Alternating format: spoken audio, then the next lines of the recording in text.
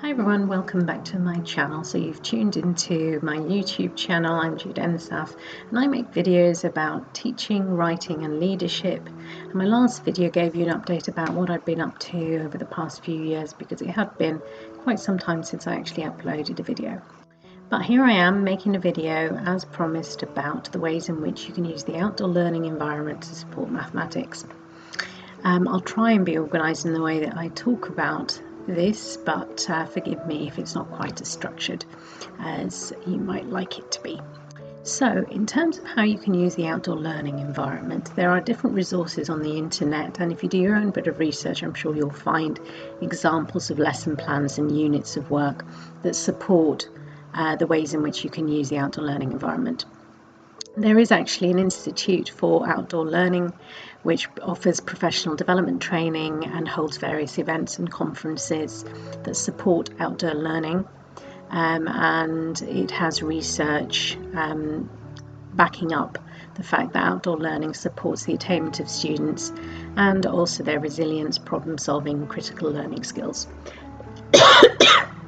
Earlier this month they actually held a conference. The Institute of Outdoor Learning held a conference focused on the benefits of outdoor learning, and it had various guest speakers talking about the ways in which outdoor learning can be used to support students, physical, emotional, personal and curriculum learning development.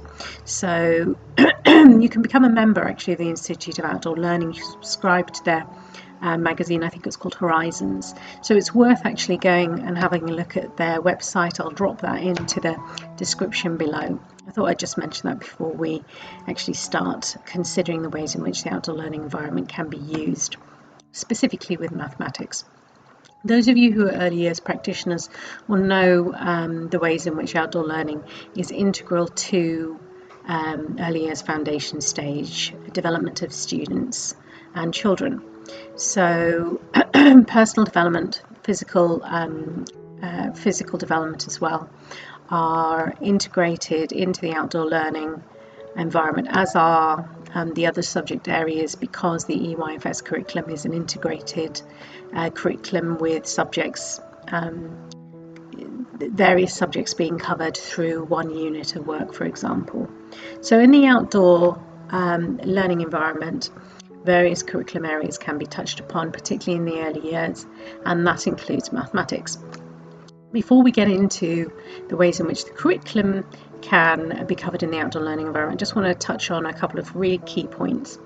One of which is, obviously, if you're going to use the outdoor learning environment, regardless of the age, you need to make sure that it is safe and that you have considered things such as the weather, and you've carried out any risk assessments, and if you're going off-site to a different learning environment that is outdoors, that you do make a thorough risk assessment. You visit the site, you have a look, and you complete whatever requirements are needed for your school.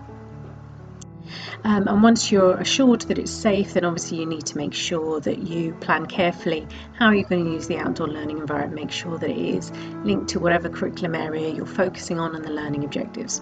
So making sure that you have a clear plan about how you're going to use the outdoor learning environment is one of the essential steps. So the ways in which you can use the outdoor learning environment, particularly with, for example, early years, is you can combine it with games in the outdoors that incorporate counting. You can also look at comparing sizes of various natural items such as leaves. So you could look at bigger and smaller. You might also look at position of items and incorporate some of the language of comparison and the language of position, which would bring in the language skills as well as the numeracy skills there. In addition to that, there is a body of research supporting the use of the outdoor learning environment. In fact, it's led to a big focus on outdoor learning in various countries such as Finland, and there is the Forest School, of course, which some of you may be familiar with, which runs a lot of learning outdoors. Some of you in the early years foundation stage may be familiar with the use of things like the outdoor kitchen. So if you think about mathematics from that point of view, you might be looking at how you would make cake, for example. You might weigh the mud that you're going to make the cake from. If you're using that, you might look at capacity in terms of your cups. You might compare water capacity, which is bigger, which is smaller, from a basic point of view when you're in early years. And as you progress up through primary, you might then be talking about units of measurement, standard and non-standard units of measurement. Before we look at the primary age group, I want to just refer to a couple of bodies of research, one of which was conducted in the US and another in the UK. One in the US actually focused on slightly older students, 7th grade students, and found that by incorporating the use of the outdoors, students' attitudes and perceptions of mathematics improved. It also had a positive impact on their attainment as a natural consequence of their positive attitudes to mathematics.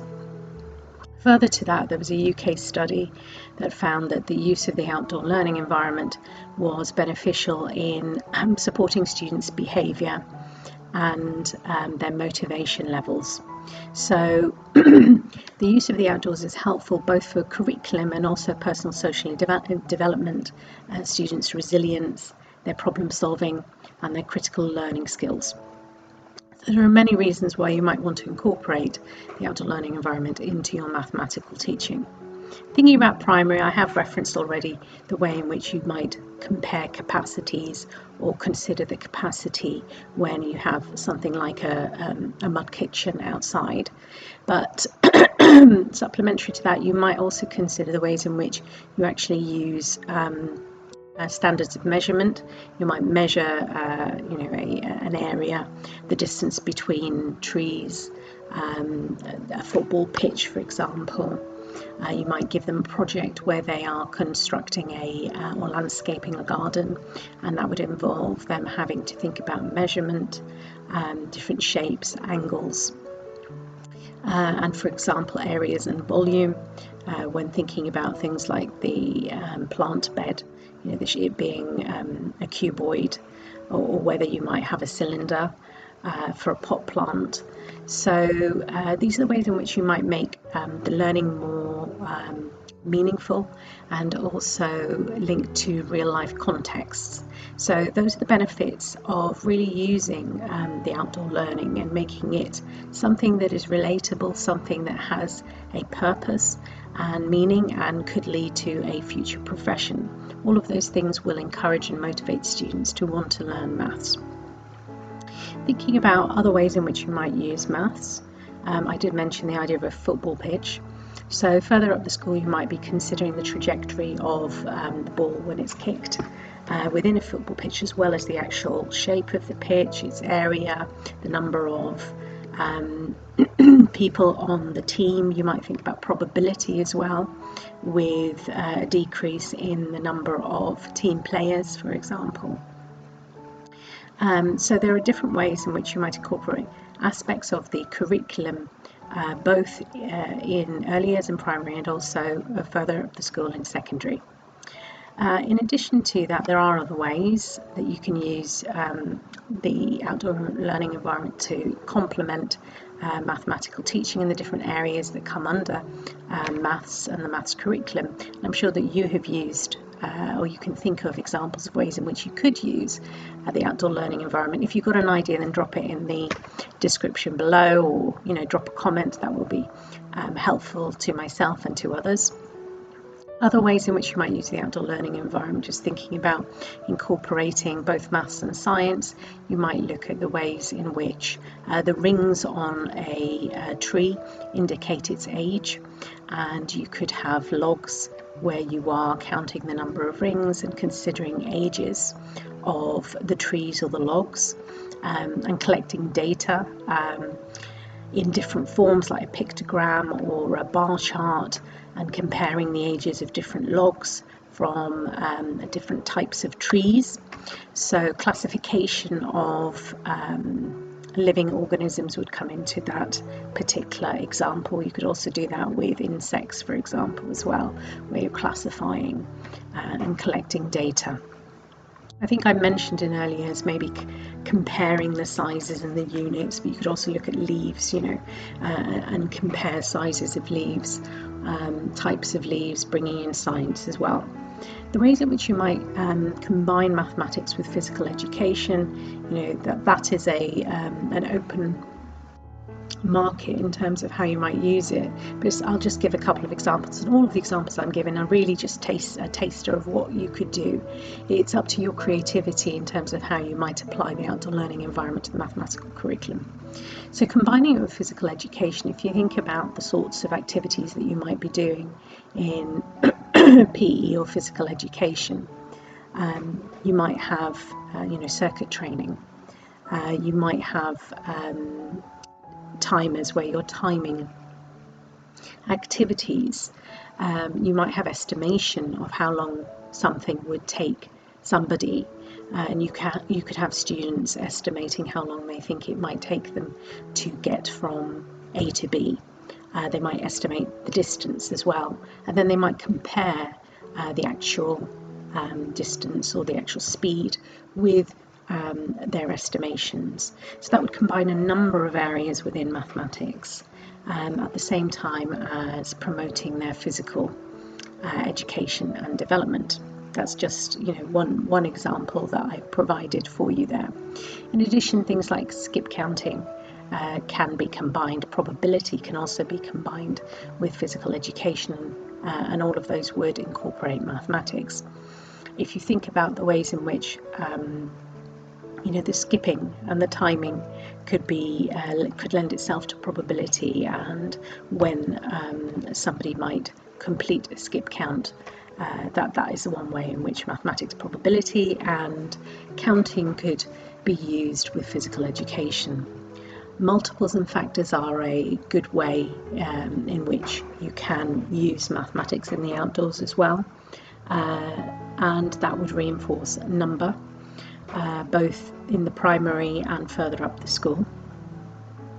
So having team members, providing them with equipment, working out how much equipment they have in terms of multiples, if they have a set amount of equipment, how they would distribute that between the different groups, so that would include factors. So there are different ways in which you can think creatively about overlapping some of the physical education curriculum with the mathematical curriculum.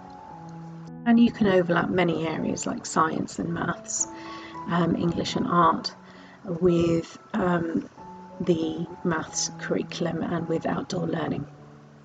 So I hope that's given you a bit of a taster for the ways in which you can use the outdoor learning environment. If you've got your own ideas, then do drop them in the comments below. If you've enjoyed this video and you found it useful, then give me a like, and don't forget to subscribe if you'd like to be informed of future videos and find out some more information about teaching, learning, writing and leadership. Good to see you. Hope to see you next time.